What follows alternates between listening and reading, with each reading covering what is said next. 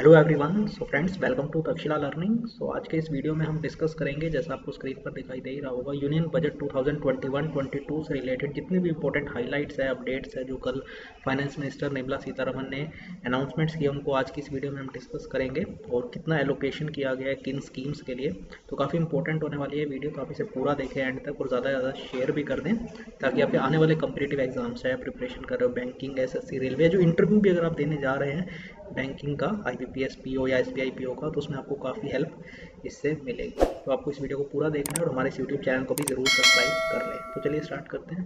जैसा आपको स्क्रीन पर दिखाई दे ही रहा होगा, the union budget is the yearly financial report estimating the income and expenditure of the government for the next financial year to outline future policies to be adopted for sustainable growth and development। तो एक तरीके का हम कह सकते हैं पूरे एक साल का खाका होता है कि किस तरीके से गवर्नमेंट की इनकम कितने होने वाली है, कितना गवर्नमेंट एक्सपेंड करेगी, ठीक है, एक्सपेंडिचर किन किन पॉलिसी, कोई अगर पॉलिसी गवर्नमेंट लेके आ रही है तो उसका अलॉटमेंट कितना रहेगा, ठीक है ना, या हर डिफरेंट सेक्टर वाइज कितनी अलॉटमेंट होने वाली है, चाहे वो रेलवे हो गया, ठीक है, हाईवेज पे कितना अलॉट किया जाएगा, एजुकेशन सेक्टर, इस तरीके से सेक्टर वाइज जो है अलॉटमेंट की जाती है। तो गवर्नमेंट की इनकम के सोर्स और एक्सपेंडिचर को इसमें डिफाइन किया जाता है, ठीक है ना, और फ्यूचर पॉलिसीज़ के बारे में मैंने आपको बताया। तो इस बार का जो बजट था, आपको पता है, honourable finance minister Nirmala Sitharaman ने 1 फरवरी यानी कल पार्लियामेंट में रखा था, ठीक है। तीसरी बार है जब उन्होंने बजट पेश किया है एज फाइनेंस मिनिस्टर, और पहली बार है कि पेपरलेस फॉर्म में जो है इसे रखा गया है। और एक तरीके से इकोनॉमिक वैक्सीन के तौर पर भी इसे देखा जा रहा था, क्योंकि आपको पता है जो हमारी इकोनॉमी है वो बहुत ज़्यादा सफ़र करी है इस कोविड की वजह से। जो पूरा हमारा एक फाइनेंशियल ईयर था 2020-21, उसमें जो ओवरऑल ग्रोथ रेट है वो नेगेटिव में है, कॉन्ट्रैक्ट करने जा रही है हमारी इकोनॉमी। अकॉर्डिंग टू गवर्नमेंट ही 7.7% का कॉन्ट्रैक्शन उन्होंने प्रिडिक्ट किया है। तो बहुत इंपॉर्टेंट है कि अब जब, क्योंकि वैक्सीन आ चुकी है और भारत में भी आपको पता है 2 वैक्सीन को अप्रूव कर दिया गया है, तो और फ्रंट लाइन वर्कर्स को खासकर इसमें प्रायोरिटी में रखा गया है, तो आगे की हमारी क्या जो है स्ट्रैटेजी होनी चाहिए। तो इसको लेके जो है 6 पिलर्स थे मेन, जिस पर ये यूनियन बजट को जो है फोकस रखा गया है इस बार का। वो है हेल्थ एंड वेलबींग, जैसे आपको पता है खासकर कोविड को ध्यान में रखते हुए आगे किस तरीके से हम अपने हेल्थ इंफ्रास्ट्रक्चर को इम्प्रूव करेंगे। फिर बाकी का जो इंफ्रास्ट्रक्चर होता है, ठीक है ना, फिजिकल और फाइनेंशियल कैपिटल, ठीक है। इसके अलावा तीसरा जो था वो है inclusive development for aspirational India.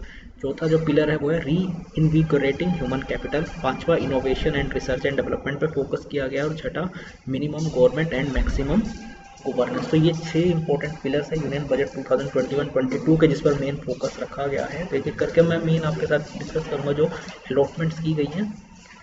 सबसे पहले जो है, जो कुछ इम्पोर्टेंट नई स्कीम्स या अनाउंसमेंट्स की गई हैं वो है सबसे पहले मिशन पोषण 2.0, ठीक है, जिसके तहत खासकर जो है एक तरीके से फूड प्रोवाइड करने का ये स्कीम है, ठीक है, मिशन है। देन अर्बन स्वच्छ भारत मिशन, आपको पता है स्वच्छ भारत स्कीम के बारे में आपको पता ही होगा। तो अर्बन एरियाज़ को मेन फोकस करते हुए इस स्वच्छ भारत मिशन को लॉन्च किया गया है, जिसके लिए अलॉटमेंट की गई है 1.42 लाख करोड़ की। फिर अर्बन जल जीवन मिशन, जल जीवन मिशन भी मैंने आपको बताया था, हर घर तक टैप वाटर प्रोवाइड करने का मिशन है, तो इसकी अलॉटमेंट की गई है 2.87 लाख करोड़, जो कि बहुत बड़ा अमाउंट है, आप देख सकते हैं, to cover houses and to be implemented over अगले 5 सालों के लिए।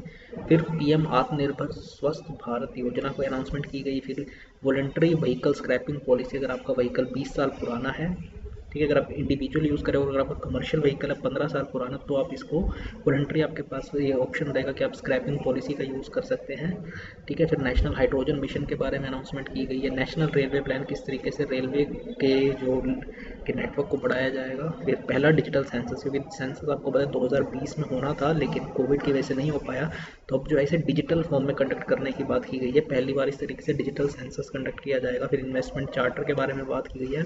और लद्दाख जो कि एक यूनियन टेरिटरी बनाई गई थी, आपको पता है कुछ टाइम पहले, तो उसमें पहली सेंट्रल यूनिवर्सिटी बनाने की भी बात कही गई है। जहाँ तक इनकम टैक्स स्लैब्स में चेंजेस की बात हो, तो लोगों को उम्मीद थी कि कुछ इसमें रियायत मिलेगी, ठीक है, बट ऐसा कुछ भी नहीं हुआ इसके अंदर। तो खैर कोई ज़्यादा अनाउंसमेंट नहीं थी। हाँ, ये है कि अगर कोई सीनियर सिटीजन है, उसकी अगर एज 75 से ऊपर है, तो अब उसको ITR फिल करने की ज़रूरत नहीं रहेगी, ठीक है ना, तो उसके लिए एक एग्जाम्पशन किया गया है यहाँ पे। बाकी ऐसा कोई चीज़ नहीं है। फिजिकल डेफिसिट की बात करें तो 2020-21 का जो प्रिडिक्ट किया गया है वो हमारा है GDP का 9.5%। आपको पता है कोविड की वजह से बहुत ज़्यादा इसका इम्पैक्ट रहा, लेकिन 2021-22 में जो है ये घट के 6.8% प्रिडिक्ट किया गया है। और कोविड को लेकर मैंने आपको बताया जो हेल्थ इंफ्रास्ट्रक्चर को इम्प्रूव किया जा रहा है उसमें जो है 35,000 करोड़ रुपीज़ की अलॉटमेंट जो है इस पर्पस के लिए, खासकर कोविड की वैक्सीन को इसमें एलोकेट किया गया है 35,000 करोड़ रुपीज़। और पब्लिक सेक्टर बैंक्स, क्योंकि जो कि आपको पता है खासकर को ये लॉकडाउन की वजह से उन पर भी खास ज़्यादा उनके एनपीएस पे असर पड़ा, तो उनके अंदर भी 20,000 करोड़ रुपए का इन्फ्यूजन किया जाएगा। ठीक है, तो कोविड की वैक्सीन के लिए 35,000 करोड़ और पब्लिक सेक्टर बैंक्स के अंदर 20,000 करोड़।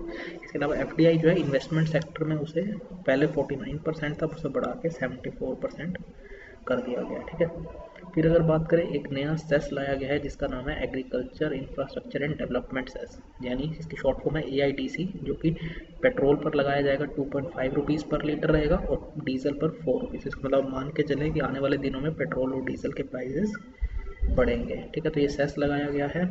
इसके अलावा रेलवेज को कितना अलॉट किया गया है 1,10,055 करोड़, और जिसमें से सिर्फ कैपिटल एक्सपेंडिचर यानी रेलवेज जो अपने नेटवर्क को बढ़ाने के लिए या इन जो कैपिटल एक्सपेंडिचर है वो कितना है, इसमें से 1,07,100 करोड़। ठीक है ना, तो ओवरऑल है 1,10,055 और सिर्फ कैपिटल एक्सपेंडिचर के लिए 1,07,100 करोड़। ठीक है, इसके अलावा जो है जहाँ तक एग्रीकल्चर का जो क्रेडिट टारगेट रखा गया है यानी लोन जो दिए जाते हैं वो है कितना 16.5 लाख करोड़। ठीक है, तो इसे आप नोट डाउन कर लें, काफ़ी इंपॉर्टेंट है ये फिगर। ठीक है, इसके अलावा जो है रूरल इंफ्रास्ट्रक्चर डेवलपमेंट फंड को भी जो पहले पिछले साल 30,000 करोड़ था उसे 40,000 करोड़ रुपए कर दिया गया है। तो ये दो इंपॉर्टेंट फिगर से एग्रीकल्चर में क्रेडिट का टारगेट अब रखा गया 16.5 लाख करोड़ का और रूरल इंफ्रास्ट्रक्चर डेवलपमेंट फंड में 40,000 करोड़। ठीक है, फिर जो पावर डिस्ट्रीब्यूशन सेक्टर है उसको और दोबारा से रिवैम्प करने के लिए उसमें जो है 3.60 लाख करोड़ रुपए की इन्वेस्टमेंट जो है या एलोकेशन गवर्नमेंट ने करी है इस बार। इसके अलावा डिसइन्वेस्टमेंट का जो टारगेट है वो कितना रखा गया 1.75 लाख करोड़ जो इस फिस्कल ईयर यानी जो 1 अप्रैल से स्टार्ट हो रहा है उसके अंदर, जिसमें से एयर इंडिया में आपको पता है डिसइन्वेस्टमेंट करना ही है, बीपीसीएल जो है भारत पेट्रोलियम कॉरपोरेशन लिमिटेड, फिर CCI container corporation of India shipping corporation के अंदर डिसइन्वेस्टमेंट किया जाएगा, BEML Pawan Hans, IDBI bank का तो आपको पता ही है पहले से ही, नीलाचल इस्पात निगम लिमिटेड में भी इन सब में जो है डिसइन्वेस्टमेंट करेगी गवर्नमेंट और टारगेट है 1.75 लाख करोड़ का टू बी कम्प्लीटेड इन 2021-22। और आईडीबीआई के अलावा 2 पब्लिक सेक्टर बैंक्स और 1 जनरल इंश्योरेंस कंपनी को भी गवर्नमेंट प्राइवेटाइज करेगी। इसके अलावा एलआईसी के अंदर भी आपको पता अपने स्टेक्स जो है गवर्नमेंट सेल करेगी आईपीओ के थ्रू इस कमिंग ईयर में। ठीक है, और आखिरी में है हाईवेज के अंदर, खासकर तमिलनाडु के अंदर गवर्नमेंट ने अलॉट किया 1.03 लाख करोड़ रुपए वहाँ पे हाईवेज को बिल्ड करने के लिए। केरला के अंदर 65,000 करोड़, वेस्ट बंगाल के अंदर 25,000 करोड़। ठीक है, ये कुछ इंपॉर्टेंट अलॉटमेंट्स हाईवे प्रोजेक्ट्स के लिए। इसके अलावा उज्ज्वला स्कीम जो है जो अभी तक 14 करोड़ लोगों को इसका फ़ायदा मिलता है, जिसमें आपको फ्री ऑफ कॉस्ट जो है सिलेंडर का कनेक्शन मिल जाता है। ठीक है, सब्सिडाइज रेट में आप उसका ले भी सकते हैं सिलेंडर्स वगैरह हर घर, तो उसमें 1 करोड़ और लोगों को इसके अंदर ऐड करने का भी टारगेट रखा गया है। ठीक है, उज्ज्वला स्कीम के अंदर अभी तक मैंने बताया 14 करोड़ लोग ऑलरेडी इसके बेनिफिशियरीज हैं, तो 1 करोड़ लोगों को इसको में ऐड करने का टारगेट है। और जो नई एजुकेशन पॉलिसी गवर्नमेंट ने अनाउंस की थी कुछ टाइम पहले, उसमें 15,000 स्कूलों को क्वालिटेटिवली स्ट्रेंथन करेंगे इस स्कीम के थ्रू, इस नेशनल एजुकेशन पॉलिसी के थ्रू। ठीक है, इसके अलावा जो टी वर्कर्स है खासकर असम और वेस्ट बंगाल में आपको पता है टी काफ़ी बड़े लेवल पे प्रोड्यूस की जाती है, उसके लिए 1,000 करोड़ रुपीज़ का अलॉटमेंट है। डिजिटल सेंसस जो मैंने आपको बताया था उसमें 3,768 करोड़ रुपीज़ का, और गवर्नमेंट ऑफ गोवा को 300 करोड़ रुपीज़ दिए जा रहे हैं, खासकर उनका जो डायमंड जुबली सेलिब्रेशंस है। आपको पता है गोवा जो है उसे पोर्टुगीज से लिबरेट किया गया था, इंडिया ने इंडिपेंडेंस दिलाई थी गोवा को। ठीक है ना, पहले पोर्टुगीज का यहाँ पे रूल था, तो उसके सेलिब्रेशन के लिए 300 करोड़ रुपीज़ की अलॉटमेंट है। ठीक है, तो ये कुछ मेजर अनाउंसमेंट्स थी, इसके अलावा भी बहुत ज़्यादा है, पर जो इंपॉर्टेंट है मैंने कोशिश की इस वीडियो के थ्रू आपके साथ डिस्कस करूँ। इसके बाद आपका अगर कोई डाउट है तो आप ज़रूर कमेंट करके पूछ सकते हैं। बाकी वीडियोज़ के लिए आप हमारे इस यूट्यूब चैनल को सब्सक्राइब भी कर लें और नोटिफिकेशन बेल को भी प्रेस कर दें। तो आज की इस वीडियो में इतना ही फ्रेंड्स, थैंक्स अ लॉट।